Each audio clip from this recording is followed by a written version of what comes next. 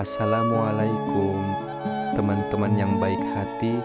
Jangan lupa bantu like dan subscribe ya. Satu like, satu subscribe adalah doa dan semangat bagi Juna. Yuk, tonton videonya sampai selesai. Semoga ada kebaikan dan pelajaran yang bisa kita ambil bersama. Terima kasih.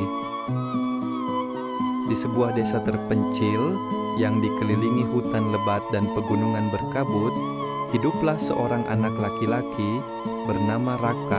Raka adalah anak bisu. Sejak lahir, ia tidak pernah bisa berbicara.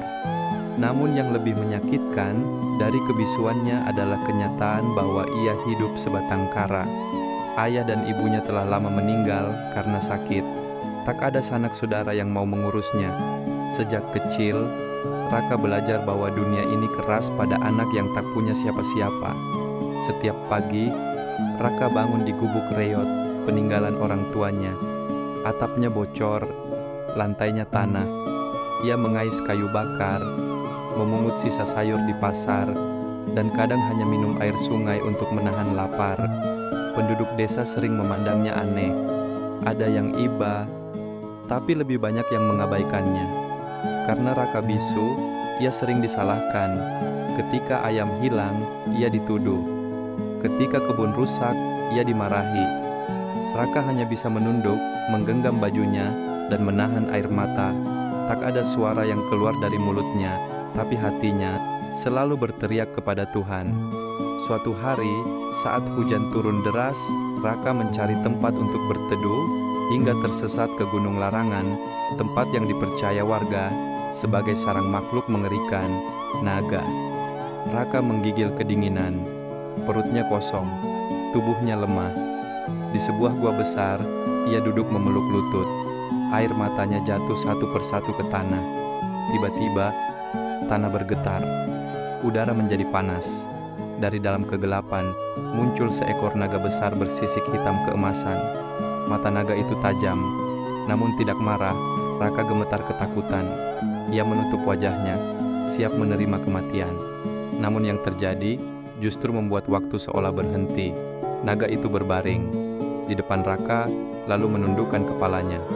Dalam hati Raka terdengar suara lembut. "Kenapa kau menangis, wahai anak kecil?" Raka terkejut. Ia menyadari kalau naga itu bisa mendengar suara hatinya. Dengan air mata, Raka menceritakan segalanya. Tentang kesepian, kelaparan, hinaan, dan hidup tanpa kasih sayang. Semua ia ceritakan tanpa suara, tapi penuh luka. Naga itu menutup matanya. "Aku adalah penjaga gunung ini, dan aku tahu rasanya ditakuti, dibenci, dan sendirian." Sejak hari itu, Raka dan naga menjadi sahabat. Naga memberinya makanan, melindunginya dari hujan dan dingin. Raka membersihkan luka naga, menemaninya di saat sepi. Dua makhluk yang sama-sama terluka oleh dunia saling menguatkan tanpa kata-kata. Namun, kebahagiaan itu tak lama. Warga desa mengetahui keberadaan naga. Mereka ketakutan dan membawa senjata. Mereka ingin membunuh naga. Namun Raka berdiri di depan naga. Tubuh kecilnya gemetar, tapi matanya tegas.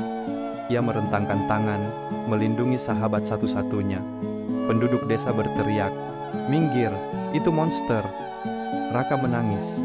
Ia memukul dadanya sendiri, seolah berkata, "Akulah monster yang kalian benci, tapi aku tak pernah menyakiti siapapun." Naga mengerti. Dengan suara berat namun lembut, naga berkata pada Raka dalam hati, "Pergilah, dunia belum siap menerima kita berdua." Air mata Raka jatuh deras. Ia memeluk kaki naga, enggan berpisah. Namun naga menghembuskan cahaya hangat. Raka pingsan dalam pelukan cahaya itu. Saat Raka terbangun, naga telah pergi. Hanya tersisa sisik emas kecil di tangannya. Sejak hari itu, desa berubah. Tanah menjadi subur. Hujan turun tepat waktu. Panen melimpah. Orang-orang sadar, naga itu bukan pembawa bencana, melainkan penjaga yang diam-diam melindungi. Mereka juga mulai melihat Raka dengan cara berbeda. Anak bisu yang dulu diremehkan, ternyata memiliki hati paling tulus. Raka kini diasuh warga desa. Ia tetap bisu, namun senyumnya berbicara lebih lantang dari ribuan kata. Setiap malam, Raka menatap gunung dan menggenggam sisik emas itu. Dalam hatinya ia berdoa, "Ya Allah, terima kasih. Engkau telah mengajariku bahwa orang yang paling kuat di dunia ini bukan suara, tapi ketulusan hati." Maknain nasihat. Cerita jangan meremehkan orang yang diam, karena luka terdalam sering tak bersuara. Kesepian bukan tanda kelemahan, tapi tempat Tuhan membentuk hati yang kuat. Kebaikan sejati sering hadir. Dari yang paling ditakuti dan diabaikan,